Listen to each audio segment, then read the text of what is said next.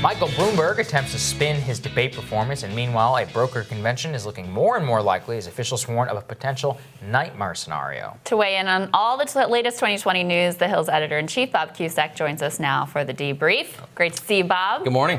All right, so what's the latest on the brokered convention front? Well, it was a tough week for Democrats, especially establishment Democrats, because Mike Bloomberg struggled mightily. Yes, in the savior. Yes, it was not good. I don't know if he can recover from that. So now the question is, can Bernie Sanders get to the nearly 2,000 delegates? Yes. And that's going to be a question for weeks and months.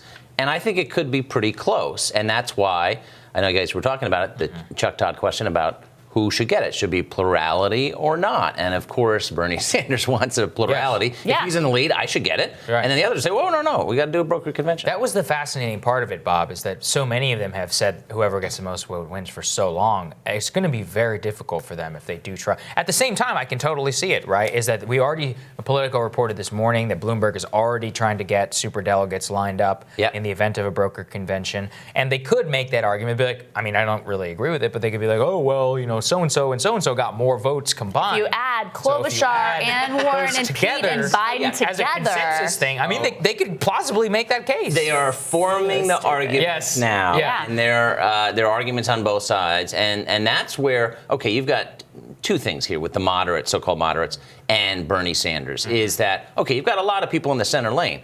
And to some, they say, well, Bloomberg has said, well, you should all drop out and let me take this. Okay, but then there's a benefit to the establishment Democrats who don't like Bernie Sanders because a lot of them are going to be amassing delegates. So Bloomberg, the stakes could not have been higher for the debate, and it was a horrid performance. So I just don't know. There's another debate coming up, so maybe he can recover, but. The math is now really in play going into the convention. Well, I like the way that the Democratic establishment is like, oh, a brokered convention would be a nightmare. It's like, well, it doesn't have to be if you just go with the person who has the most support coming into the convention. Then it's clear and it's not a nightmare and it's all fine and good. They're the ones who are basically creating a potential nightmare scenario. Now, of course, as you know, they say, well, Bernie would hurt down ticket House and Senate candidates. What do you think of that? Well, there's no evidence for it. I mean, if you just look at the polling, that's not my bias or whatever. He has now closed the gap to be the most electable candidate in terms of head-to-head matchups against Trump.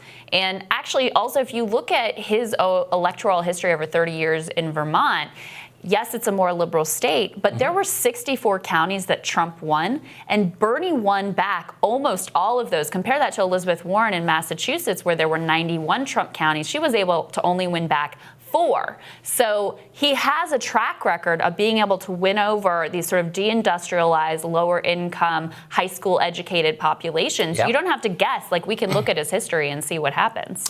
It's going to be interesting because, as you know, some of the moderates are concerned, and we saw some moderates back Bloomberg after the debate. They probably had that in their pocket already, and I think that's a good campaign tactic. Let me ask you about that, Bob, which is that Bloomberg apparently is putting out this video in which it looks like he won. Basically, they edited it out everything that makes him look bad from the debate and put this out. He's actually getting quite a lot of flack about disinformation. I think it's standard spin, but he's going to be able to have so much money behind ads that make him look like he came out of the Democratic debate. Do you think that's going to be enough to usurp the 20 million people who did actually watch the debate and itself? the cable news coverage? I don't think so. Not after that performance. It was so poor. It was so terrible. That I do think it looks bad. Now, if he had a fair performance and then they made it look great, I mean, he had an eye roll at Elizabeth Warren. Voters don't like eye rolls. That moment when he said, well, maybe they didn't like a joke that I told. Let me just tell you, every single woman in the country who heard that was like, you can't, it's just like, we've all heard, stop taking everything so seriously. I mean, it was just such a terrible moment. And what I said to Sagar is that this was the first debate where actually the mainstream cable news narrative coming out of it was the same as ours. That it was so bad and so obvious that they couldn't deny the reality that he completely fell on his face. Yeah, and I had people not in politics who were texting me through the debate like, oh, he's done. I mean, and they're not political insiders. You can see I had people on his team texting me about how bad it was. It also shows you that, Klobuchar, Warren, Sanders, Biden, they have had extensive experience debating Yes. people. Right. And Bloomberg has not been in the game for a long time, and it showed. 11 years, and it's also interesting, Bob. He doesn't subject himself to network TV interviews, so he doesn't face. He probably hasn't had a hostile question in like 11 years. No, that's right. And then that's part of the issue that he has there. So at the same time, we hear that Elizabeth Warren, she's been endorsed by a new, it's difficult to say Black Lives Matter co-founder, but a prominent civil rights activist. Do you think that's going to be something that will do well for her in South Carolina, or is it just, is she done at this point? I don't think she's done, but she was pretty close to done before that debate. And of course, any endorsement, and this one from Alicia Garza, it's something that she can tout. It generates headlines. Totally. And she had a good debate. She was on the attack, really going after Bloomberg. We've seen that just replay on cable. But she has such an uphill, I think, battle. But with Biden faltering, again, this is the African-American vote. And she's certainly making a play for it. Yeah, well, and it's an area where she struggled to this point. Yes. I mean, she should, knows it. Right, and which is why it was so damaging to her to do so poorly in Iowa and New Hampshire, because those were much more favorable demographically for her. Now you move to Nevada, which is tougher, and South Carolina and the Super Tuesday states, which are tougher still.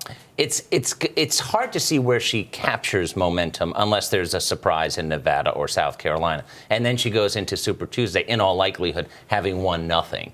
That's a problem because, months ago, she was looking really good in Iowa and she was looking pretty good in New Hampshire. Yeah. And so, but I think this is her last burst, and let's see how much traction she gets. That's one thing I wanted to get your reaction to, Bob. I've been trying to highlight for the audience is that Warren's financials came out, and it was really bad. I mean, 2-to-1 spend per dollar brought in, $2 million line of credit. I mean, how long can that actually be sustained? It caught my eye, too, because I was thinking, well, Warren can be in this for quite some time. Not at that burn rate. You can't be. So, but she knows that this is her time. Like Buttigieg put a lot of his resources in Iowa and New Hampshire. It worked for him. We'll see if it continues his momentum. She needs momentum right now, or she is done. Yeah. What do you think she needs to do in Nevada? As far as placement? Yeah. I think it has to surpass expectations. We've talked about the polling, not a lot of polling there. I mean, obviously Bernie is I think going to win. I mean, it would be a shocker if he didn't. But listen, if she stuns and finishes a second, that's kind of that a would story. Be big. Yeah. It's hard to see it happening, but listen, a lot of people thought Klobuchar had to do well in Iowa when she did well in New Hampshire. I mean, we had Adam Green, who's a Warren surrogate, on yesterday. I asked him this question, and the way he framed it was because there was such a large early vote, and it ended the day of the debate. He framed it as we just want to see momentum in the day of voting. That for us would be a win. So that was at least what was coming from him, which I thought was pretty interesting. He's a good spinner too. But at some point she has to have a big night, and she just hasn't had it. But the debate, I do think, helped her. I think Absolutely. All right, thank you, Bob. Thanks, Bob. Appreciate it. Next on Rising, Hill's Jonathan Easley. He's on the ground in Nevada, shares what he's hearing ahead of the caucuses. That's next.